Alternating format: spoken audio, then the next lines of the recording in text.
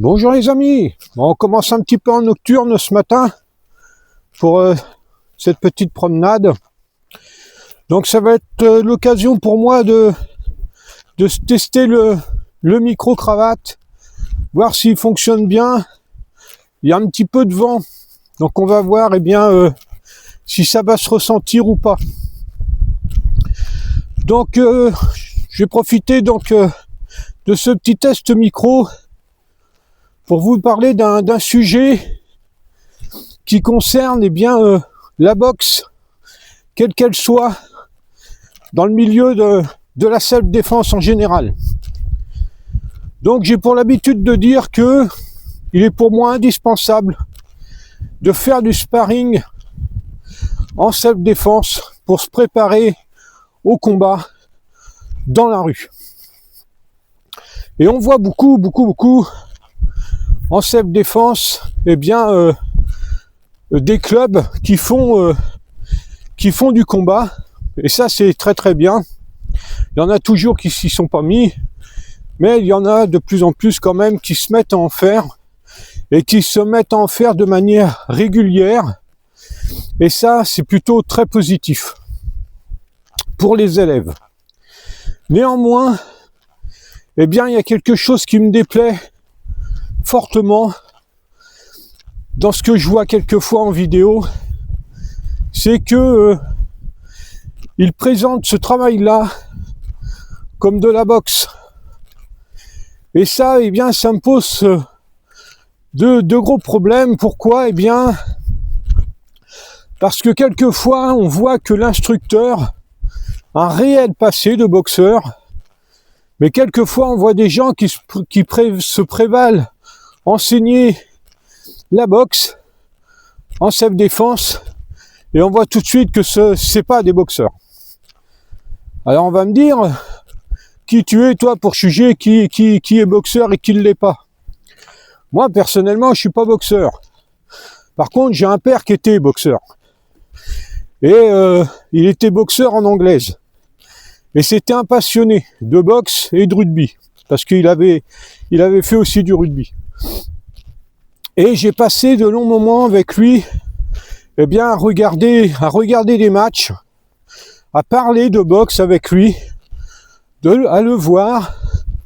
Et donc, si j'ai pas l'expérience de boxeur, il n'empêche que je sais reconnaître quelqu'un qui sait de quoi il parle en boxe. De quoi il parle, et surtout, s'il sait pratiquer. J'ai pas le background, mais par contre, j'ai le coup d'œil. Et ça aide énormément lorsqu'on a baigné un peu dans ce monde-là. Donc, si tu me dis que t'es boxeur, que je vois 2-3 trucs, je peux t'assurer que je vais voir tout de suite si tu racontes des mouses, des conneries ou pas. Tout de suite. Donc ça, c'est un premier point. Et donc, se revendiquer boxeur, alors que c'est pas le cas, je trouve ça d'une malhonnêteté crasse. Ces disciplines de boxe sont des disciplines tellement difficiles que se revendiquer sans l'être, c'est d'une malhonnêteté incroyable. Par exemple, moi, en club, je ne dis jamais à mes élèves qu'on va faire de la boxe. Pourquoi ? Parce que je suis pas boxeur à la base, je suis karatéka. Donc, je leur dis toujours, on va faire du pied-point, pas de la boxe. Je leur stipule très bien, toujours, que je ne suis pas boxeur. On fait du pied-point, on met des coups de poing et des coups de pied, et on essaye de le faire le mieux possible, en étant le plus efficace possible. Elles ne seront jamais boxeuses, comme moi je ne serai jamais boxeur.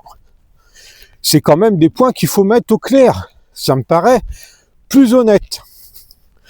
Néanmoins, j'ai fait un petit passage en boxe française, j'ai fait un tout petit passage en anglaise, j'ai fait quelques stages avec un exemple, monsieur Tony Ancelin, en boxe française. Pour ceux qui connaissent, ils savent que c'est un très grand champion. Mais c'est pas ça qui fait de moi un boxeur. C'est pas un an dans un machin et faire 2 ou 3 stages qui fait de toi un boxeur. T'en es très loin. Mais vraiment très loin. Donc on peut se revendiquer de la boxe, Parce que ça, c'est un sujet qui me tient à cœur. Parce que comme j'ai baigné un peu là-dedans, je supporte pas les mecs qui se revendiquent de la boxe et qui le sont pas. Ça me bouffe, ça. Donc qu'est-ce que je disais? Oui, donc c'est pas pour ça que je vais me revendiquer de la boxe, parce que j'ai fait un passage à tel endroit ou tel endroit. Donc on voit beaucoup à l'heure actuelle, et ça c'est les stages, parce qu'il y a beaucoup de stages qui se développent énormément. Et donc on va faire un stage avec ceci, avec cela, avec un tel, avec tel grand champion. Et après, on se dit, tiens, j'ai fait mon stage, je vais enseigner. Bah non, ça se passe pas comme ça. Ça se passe pas comme ça. Il faut que tu ailles vers les gens qui ont les vraies compétences. Il faut passer du temps avec eux. Les gens qui ont de la compétence et tu passes 2 heures de stage, eh bien, c'est pas ça qui va te donner le moyen d'enseigner. C'est pas possible. Tu peux retranscrire ce que tu as fait pendant ce stage-là, mais ça s'arrête là. Tiens, pour parler de ça, normalement, au mois de février, avec Jérôme, on va faire un petit stage là sur Tours, à côté de Tours, avec monsieur Dominique Valera. Donc ça sera, je pense, intéressant, ça va être enrichissant pour nous, pour Jérôme aussi. Donc si tout se passe bien, on devrait faire ça au mois de février. Et puis moi, j'ai jamais fait avec monsieur Dominique Valera, j'ai jamais eu d'enseignement de sa part. J'ai fait beaucoup de personnes, mais lui jamais. Donc ça va être un honneur pour moi de pouvoir être dans ce stage et puis pouvoir reprendre les connaissances de ce grand monsieur. Donc voilà pour cette petite vidéo. Et puis je vous dis à bientôt. Et s'il y en a qui regardent qui regardent la vidéo et qui enseignent la boxe dans leur club de self-défense, bah, j'espère que vous êtes des vrais boxeurs. Il y en a en self-défense, hein. Il y a des gens qui ont des vrais passés de boxeurs qui viennent de la boxe, de n'importe quel style. Ça existe, donc ceux-là, bah, ils sont entièrement légitimes. Moi, je parle de tous les autres, hein. Tous les autres qui se revendiquent et qui n'en sont pas. Je parle de ceux-là. Autrement, faut pas se sentir visé. Donc voilà les amis, je vous souhaite une bonne journée, je continue ma promenade avec mon chien, et je vous dis à bientôt, j'espère que le micro a bien fonctionné, on va voir ce que ça va donner.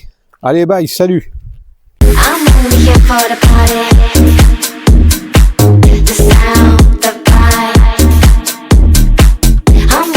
for the party.